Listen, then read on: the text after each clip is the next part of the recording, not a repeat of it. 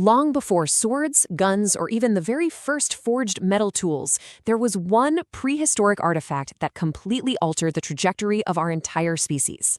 Welcome to The Explainer. Today, we're taking a cinematic journey 72,000 years into the past. We're going to explore an invention that literally reshaped the world, proving that sometimes the most complex engineering comes from the absolute humblest of beginnings. Okay, let's dive right into this. What really was humanity's most revolutionary invention? I mean, when you think about the grand timeline of human history, what pops into your head? The wheel, maybe? The printing press? The steam engine? It's so easy for us to jump straight to the dawn of civilization or the Industrial Revolution.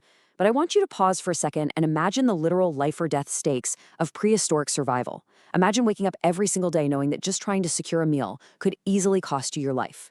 In that brutal, totally unforgiving environment, the ultimate game changer actually wasn't made of steel or iron. The answer to that question is almost unbelievably simple. It's a piece of shaped stone, specifically a stone crafted around 72,000 years ago. Kind of subverts your expectations, doesn't it? We always tend to think of massive technological leaps as requiring, well, modern machinery. But this small, seemingly ordinary piece of stone wasn't just some physical tool you'd find lying around. It represented a monumental shift in human cognitive development. This was the spark that changed everything. Section 1. The Prehistoric Survival Struggle. So, picture this. Vast, sweeping grasslands stretching as far as the eye can see. There are absolutely no safe havens out here. No farming, no fortified villages, and definitely no metal armor or weapons to protect you. Our ancestors were incredibly vulnerable. They were constantly navigating a landscape packed with apex predators, animals that were faster, stronger, and far more deadly than they were. Let's face it. The human body is pretty fragile. Without claws or natural armor, our ancestors were basically walking snacks for these predators.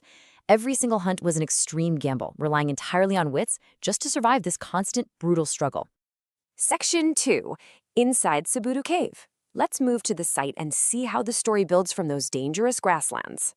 Deep inside the quiet chambers of this particular South African cave, archaeologists uncovered something absolutely breathtaking. Hundreds of carefully crafted stone points.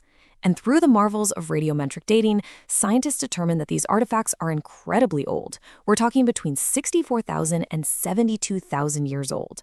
But here's the most fascinating part of the whole shebang. These weren't just ordinary stone flakes chipped off a random rock.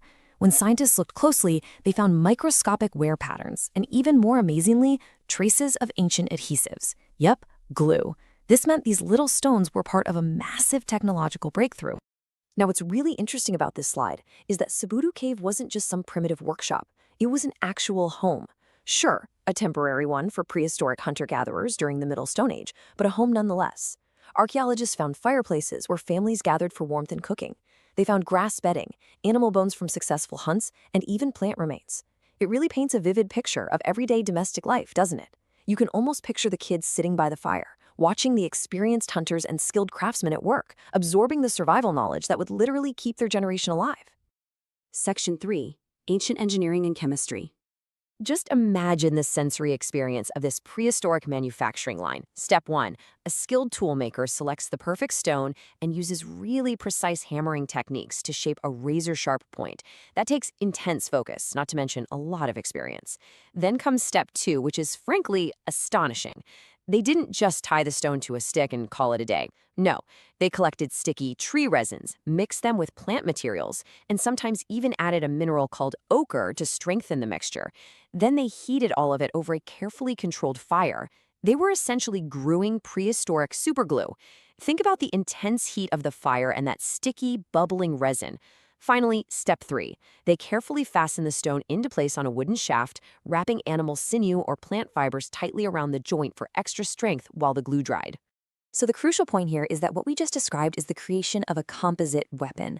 A composite weapon isn't just made of one material, it's a hunting tool created by securely attaching a sharp stone point to a wooden shaft using those prepared natural adhesives. And the reason this matters so much is because combining distinct, totally different materials, stone, wood, resin, fiber, into a single, unified tool, that requires an incredibly advanced level of abstract thinking. It's a massive, massive leap forward from just picking up a heavy rock or sharpening a stick. Section 4. The Ultimate Hunting Advantage. And this brilliantly illustrates the life-saving difference we're talking about here. Before this invention, hunters had to get terrifyingly close to their prey.